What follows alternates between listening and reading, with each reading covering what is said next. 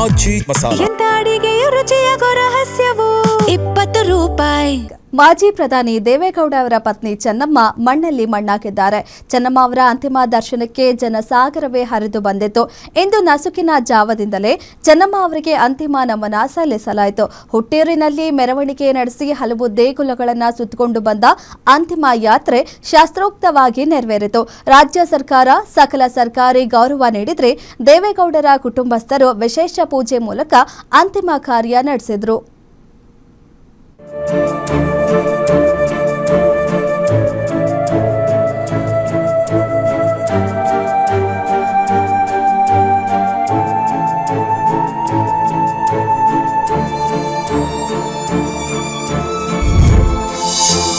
ಮಣ್ಣಲ್ಲಿ ಮಣ್ಣಾದ ದೇವೇಗೌಡರ ಶಕ್ತಿ. ರಂಗನಾಥನ ಸನ್ನಿಧಿಯಲ್ಲಿ ಲೀನರಾದ ಚೆನ್ನಮ್ಮ. ರಾಜಕೀಯ ದೊಡ್ಮನೆಯಲ್ಲಿ ಇಂದು ಬರೀ ಕಣ್ಣೀರು, ಗೋಳಾಟ, ಬರೀ ಶೋಕ. ಅದರ ನಡುವೆ ಸಾಂತ್ವನದ ಮಾತುಗಳು. ವಯೋಸಹಜ ಕಾಯಿಲೆಯಿಂದ ಬಳಲುತ್ತಿದ್ದ ಚೆನ್ನಮ್ಮ ಚಿಕಿತ್ಸೆ ಫಲಕಾರಿಯಾಗದೆ ನಿಧನ ಹೊಂದಿದ್ರು. ಚೆನ್ನಮ್ಮನವರ ಅಂತ್ಯಕ್ರಿಯೆ ಇಂದು ಮಾವಿನಕೆರೆಯಲ್ಲಿ ನಡೆಯಿತು. ದೇವೇಗೌಡರ ಜೊತೆ ದೀರ್ಘಕಾಲದ ಜೀವನ ನಡೆಸಿದ ಚೆನ್ನಮ್ಮ ಅವರು ಇಂದು ಮಣ್ಣಲ್ಲಿ ಮಣ್ಣಾಗಿದ್ದಾರೆ.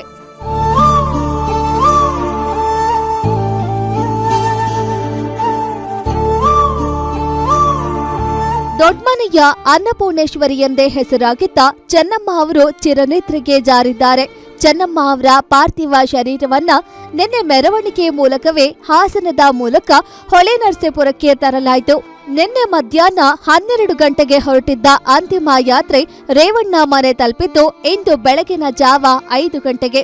ರಸ್ತೆಯುದ್ದಕ್ಕೂ ಜನ ಅಂತಿಮ ನಮನ ಸಲ್ಲಿಸಿದ್ರಿಂದ ಮೆರವಣಿಗೆ ಮೂಲಕ ಆಗಮಿಸಿದ್ದು ಹೊಳೆನರಸೀಪುರದ ರೇವಣ್ಣ ನಿವಾಸದಲ್ಲಿ ಅಂತಿಮ ನಮನ ಸಲ್ಲಿಸಲಾಯಿತು.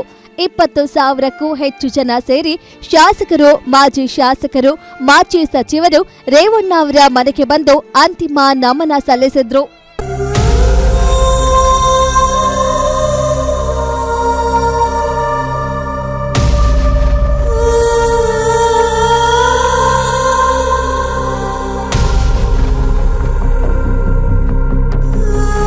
ಬೆಳಗ್ಗೆ 11 ಗಂಟೆಯವರೆಗೆ ಹೊಳೆನರಸೀಪುರದ ರೇವಣ್ಣ ಅವರ ಮನೆಯಲ್ಲಿ ಸಾರ್ವಜನಿಕರಿಗೆ ಅಂತಿಮ ನಮನ ಸಲ್ಲಿಸಲು ಅವಕಾಶ ಮಾಡಿಕೊಡಲಾಗಿತ್ತು. ಬಳಿಕ ಮನೆಯ ಬಳಿಯೇ ಪಾರ್ಥಿವ ಶರೀರಕ್ಕೆ ವಿಶೇಷ ಪೂಜೆ ಮಾಡಲಾಯಿತು. ಅಂತಿಮ ವಿಧಿವಿಧಾನವನ್ನ ಚೆನ್ನಮ್ಮನವರ ಕಿರಿಯ ಮಗ ಬಾಲಕೃಷ್ಣ ನೆರವೇರಿಸಿದ್ರು.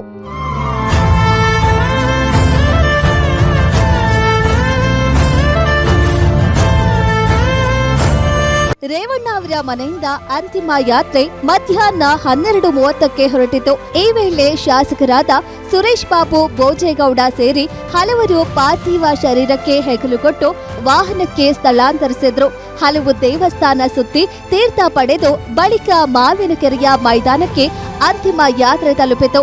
ಇಲ್ಲಿ ಸಿಎಂ ಡಿಕೆ ಶಿವಕುಮಾರ್, ಕೇಂದ್ರ ಸಚಿವ ಶಿವರಾಜ್ ಸಿಂಗ್ ಚೌಹಾಣ್, ಮನೋಹರ್ ಲಾಲ್ ಖಟ್ಟರ್, ವಿ ಸೋಮಣ್ಣ, ಪ್ರಹ್ಲಾದ್ ಜೋಶಿ, ರಾಜ್ಯ ಸಚಿವರಾದ ಕೃಷ್ಣ ಬೈರೇಗೌಡ ಸೇರಿ ಹಲವರು ದರ್ಶನ ಪಡೆದರು.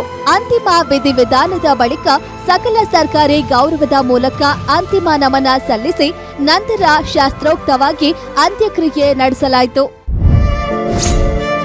ಪತ್ನಿಗೆ ಕೊನೆ ಚುಂಬನ ನೀಡಿದ ದೇವೇಗೌಡರು.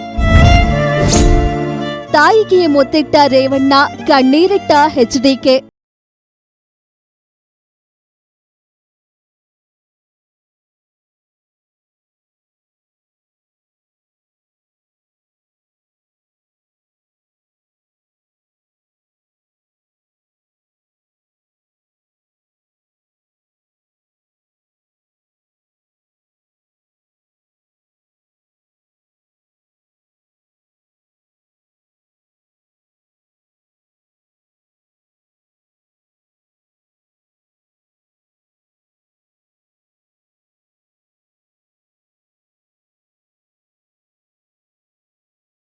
ಅದರಿಂದ ಇವತ್ತಿನ ನನ್ನ ಒಂದು ಸಂಕಲ್ಪ, ಈ ಭೂಮಿಯಲ್ಲಿ ನನಗೆ ಇರ್ತಕ್ಕಂಥ ಕ್ಷಣಗಳು ಈ ನಾಡಿನ ಬಡವರೇನಿದ್ದಾರೆ, ಈಗಾಗಲೇ ನಾನು ನನ್ನ ಜೀವನದಲ್ಲಿ ನನ್ನ ತಾಯಿಯ ನಡವಳಿಕೆಯನ್ನ ಕಾರ್ಯರೂಪಕ್ಕೆ ತರ್ತಕ್ಕಂಥದ್ರಲ್ಲಿ ನಡ್ಕೊಂಡಿದ್ದೇನೆ. ಆ ವಿಶ್ವಾಸದಿಂದ ನಾನು ಹೇಳ್ತಾ ಇದ್ದೇನೆ.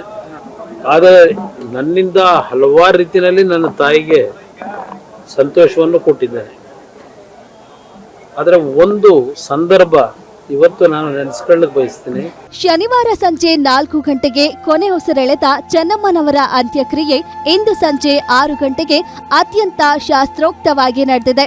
ಇನ್ನು 11ನೇ ದಿನ ಇದೇ ಜಾಗದಲ್ಲಿ ಅನ್ನ ಸಂತರ್ಪಣೆ ಮಾಡಲು ಕೂಡ ತೀರ್ಮಾನಿಸಲಾಗಿದೆ.